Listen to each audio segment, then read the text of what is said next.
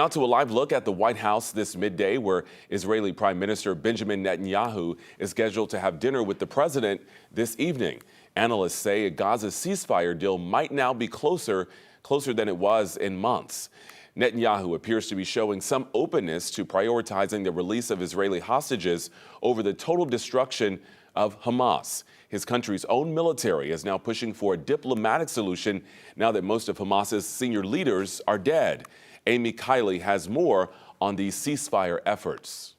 I think we're close to a deal on Gaza. We could have it this week. President Donald Trump is hosting Israeli Prime Minister Benjamin Netanyahu at the White House today as a Gaza ceasefire appears within reach. Delegations from Hamas and Israel are meeting in Doha for proximity talks. Those are one of the final stages in negotiations for an agreement.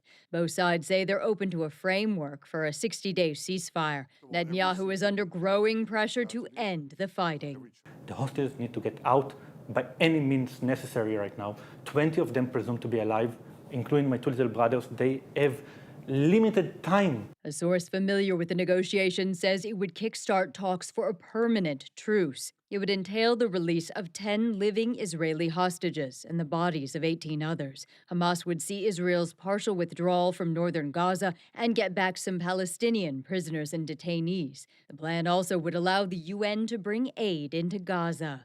I agree to a 60-day truce, even if it's 50 days or 40 days, just to rest a little.